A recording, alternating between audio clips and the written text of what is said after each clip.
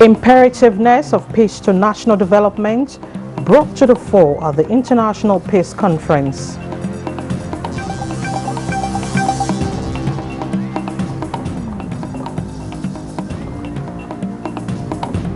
United Nations calls for adoption of climate-smart agriculture to improve global food production and hunger eradication.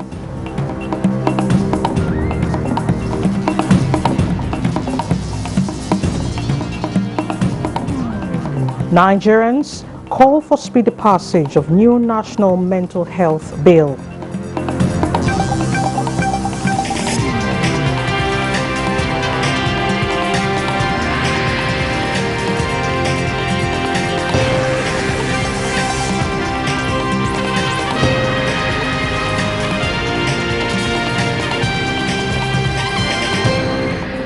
Hello and welcome to the News Desk 3 on NT News 24. We are live in Abuja, the nation's capital. I'm Elizabeth Omori. Wealth of developing nations like Nigeria cannot be increased by mere demand and supply management unless there is peace. This informed part of the resolutions at the International Peace Conference organized by Asokoro's Seventh-day Adventist Church in Abuja. Ekene Ndulwe reports.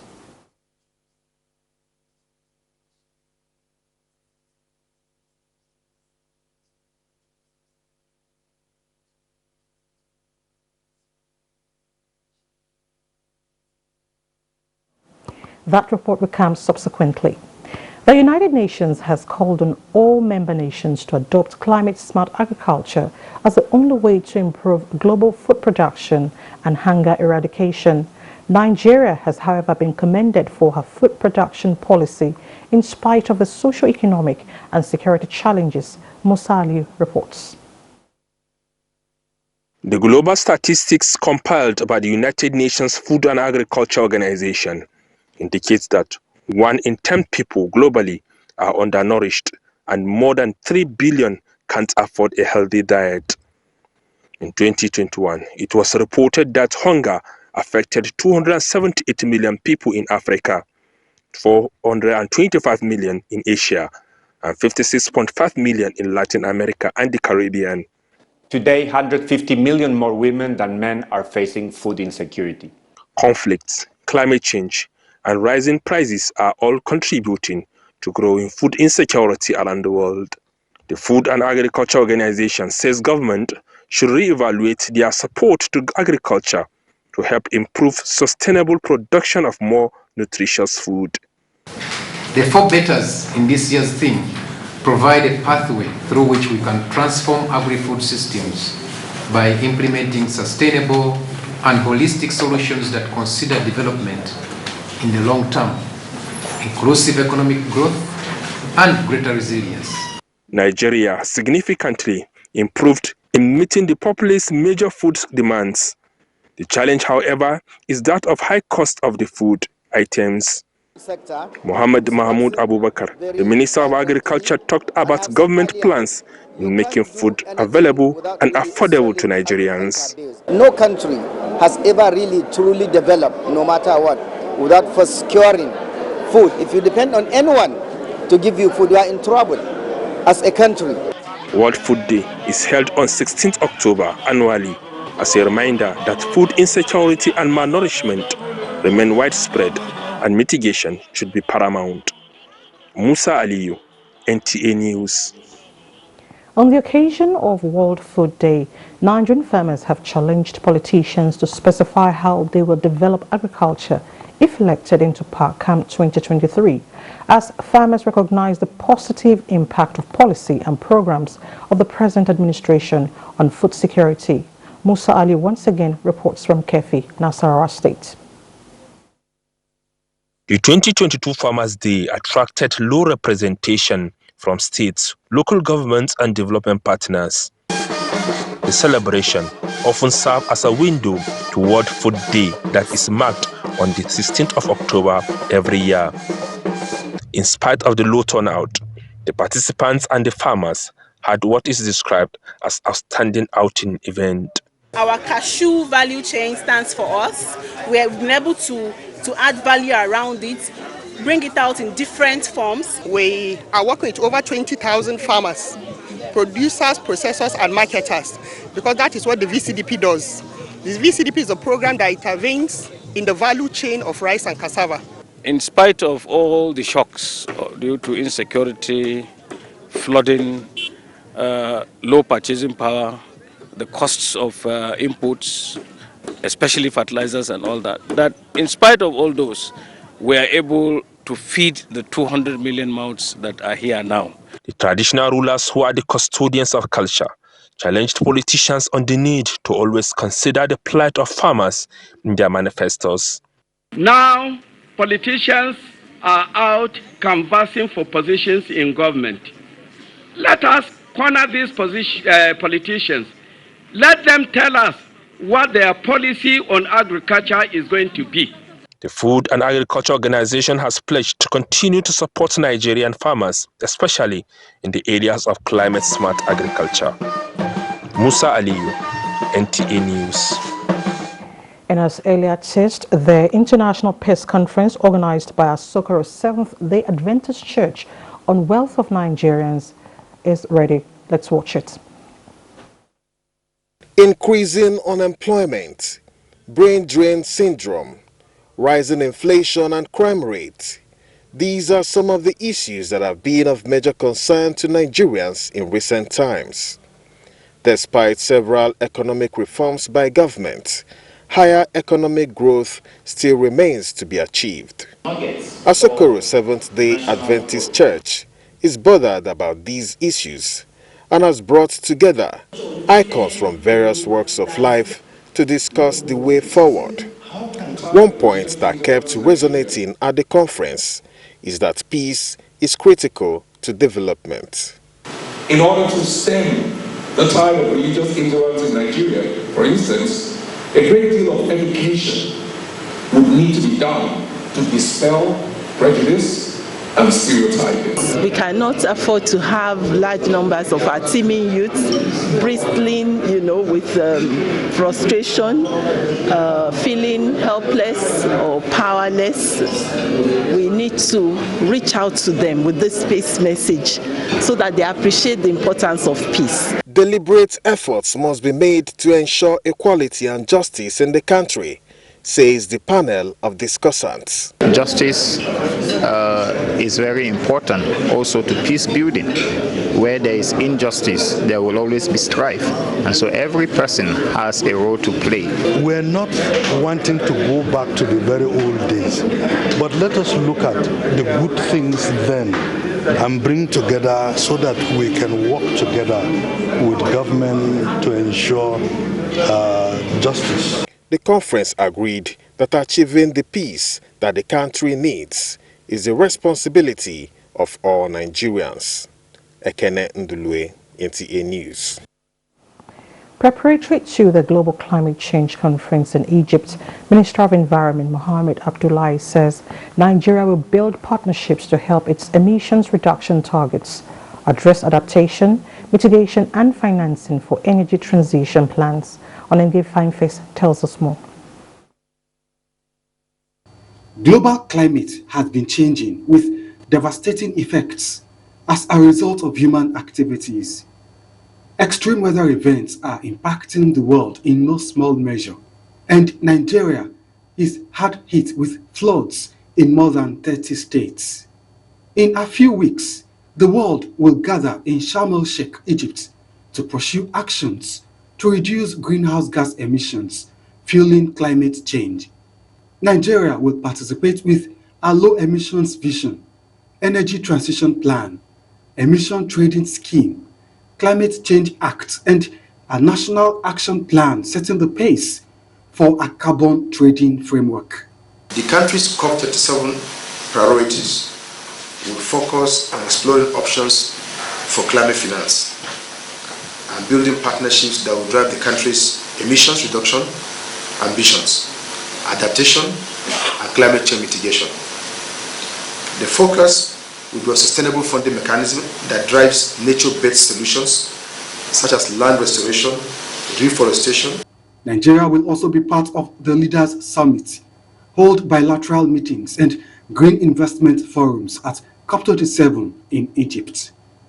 Onengiye Fine Face. NT News.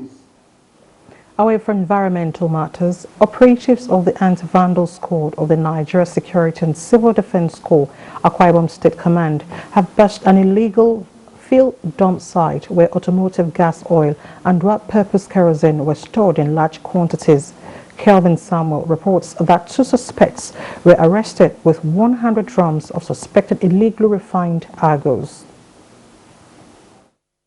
According to the Commandant NSCDC Akwa Ibom State Command, Suleiman Mafara, the newly reorganized anti-vandal squad, while acting on intelligence report, stormed the apartment used for the illicit art in Ekodudoma, Eket local government areas of Akwa Ibom State, where 2 suspects were arrested and 130 drums of AGOs recovered. We will continue to pursue these criminals wherever they are to logical conclusion, to fight oil theft and bunkering in the Niger Delta, of which we are determined to do. The NSCDC boss warned criminals to disease as it not only affects the nation's economy but also destroying the environment. This is a serious sabotage on the part of the economy. It is an attempt to destroy the nation's economy. Secondly, the effect of environmental degradation is here, as you can see this place. Building used for the illegal activity is a 10-room apartment located in a residential area in Ekotudoma, which didn't appear as a fuel dump site where large-scale bunkering activity was taking place. Exhibits recovered include 130 drums loaded with illegally refined AGOs, 5 pumping machines, 3 generator sets, a brown Ford Ecoline van, 3,700 liters of kerosene stored in nylon bags, among others. The suspect and exhibit are presently in the custody of NSCDC Akwa Ibom State Command for further investigation and possible prosecution. In Uyo, Kevin Samuel. Let's talk health. Nigerians have expressed the desire for speedy passage of the new National Mental Health Bill while improving the nation's suicide prevention strategy across board.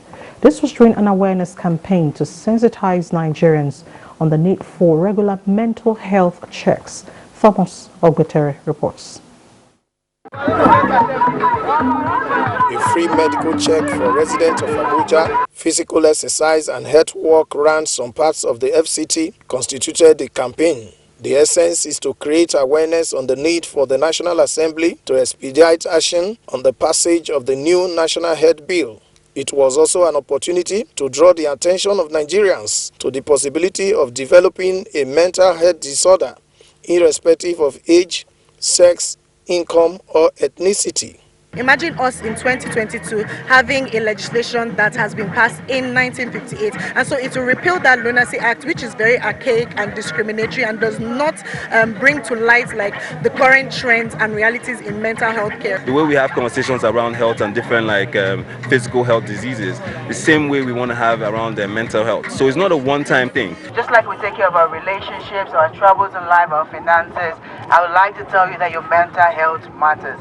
Participants also learned that many people with mental disorders have more than one condition at a time. We do not want anyone to throw away their religion, but we want to embrace mental health. We want to give it a look. Mental health is so important in so many aspects of our life, our work, our day-to-day. You enter the taxi and the taxi man is shouting at you. He has never met you before. His mental health is under strain. And so one of the ways we can actually try to curtail this disease is reaching out to people to let them know the importance of checking their blood pressure. We are doing fasting blood sugar and random blood sugar. And the purpose of doing it is to know whether someone is diabetic or not. Organizers also want government to improve the budget for mental health issues while emphasizing that treatment and restoration of mental health is crucial at all levels. In Abuja, Thomas Ogbetere, NTA News. You're watching the news desk 3 on NTA News 24. Let's take a breather. More reports ahead. Do stay with us.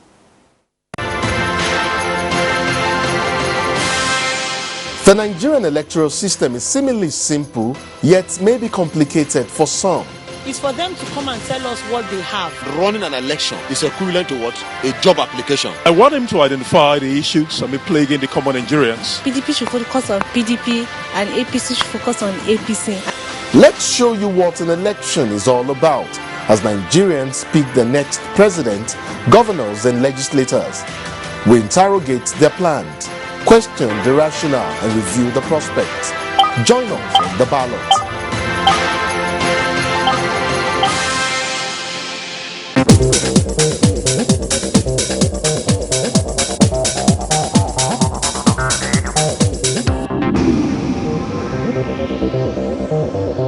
This is NTA News 24.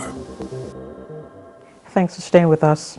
Reunions are usually special moments for old classmates, especially those who had not seen each other for decades after school. Federal Government Girls College Bida Old Girls Association has held its first global reunion in Abuja, and it was an opportunity to bond, reward hard work, and give back to their alma mater. Ekene Undulwe reports. A gathering of accomplished women, professionals in various fields of human endeavor, all products of Federal Girls Government College, Bida, Niger State. Tales of their journey through college filled the room with laughter and memories of past decades when they were just girls. Their alma mater is 48 years old this October, and the success stories of these women is a testimony of what the girl child can achieve with education. The picture of inclusive quality education is bleaker in northern Nigeria. In northern Nigeria, we have 53% attendance rate. And we have lower proficiency levels, and we have the fact that girls are more unlikely than boys to be in school beyond the age of 15. This convening is strategic at this point in our dear country, when access to quality education and safe spaces for women and children have never been more crucial. Reward of teachers is in heaven, so people say.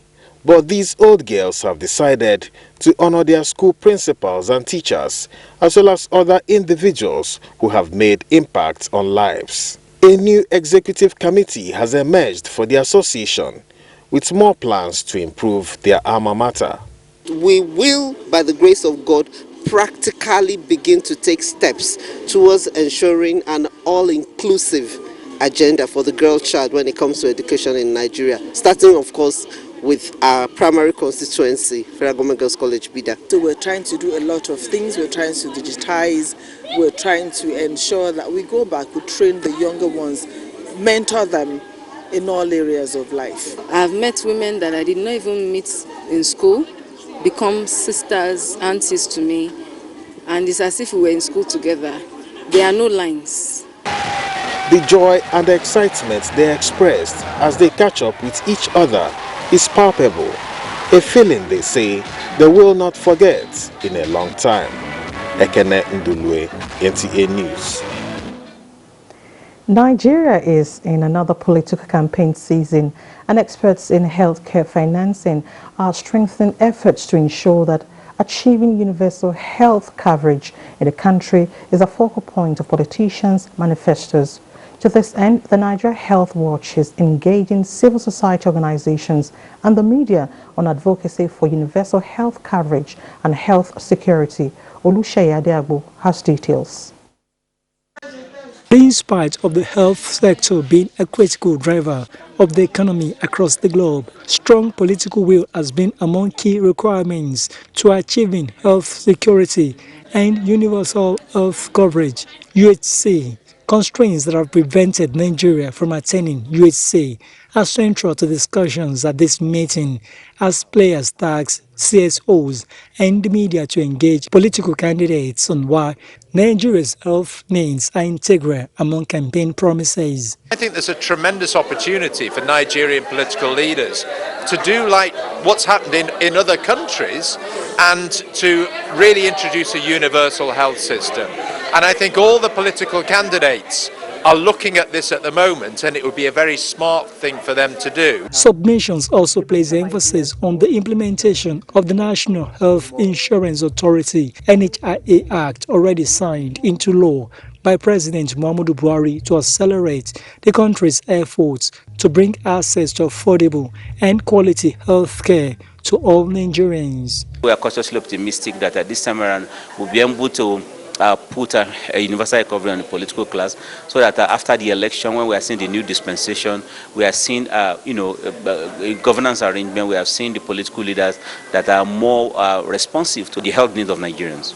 We want every CSO and every media person to use their voices to advocate for these same issues, educate the public, engage with policymakers and politicians, and just demand for better healthcare and access to healthcare. Participants and organizers are optimistic that more reportage and advocacy will help make the 2023 politicking put into perspective challenges in the health sector.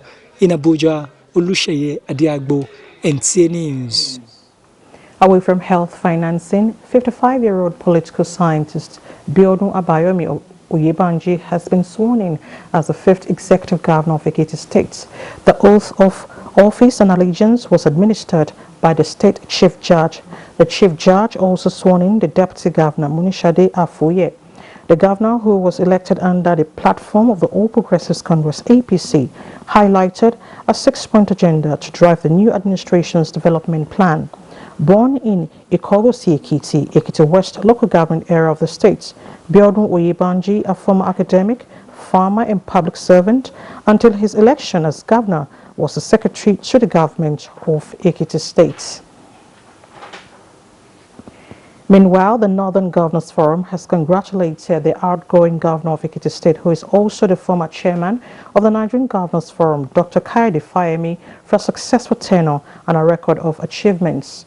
Chairman of the forum in Governor of Plateau State, Simon Bakulalong, in a statement said, Governor Fayemi discharged his duties with passion, commitment, and excellence during his tenure. He explained that Fayemi carried out many people-oriented projects that impacted the citizens of Ekiti State and put the state on the path of progress. This, said, assisted in ensuring a smooth transition with the margins of Biodun Abayomi Oyebanji, who he hopes will carry on with the building process begun by Fayemi. Lalong also said the former chairman of the Governors Forum took the body to a higher level by mobilizing and galvanizing all governors, irrespective of their party affiliations, towards addressing security, economic and political challenges of the nation. He recalled, among other things, how Governor Fayemi worked assiduously with his colleagues to collaborate with the federal government in tackling the impact of coronavirus pandemic, global economic crisis, insurgency, and other national issues.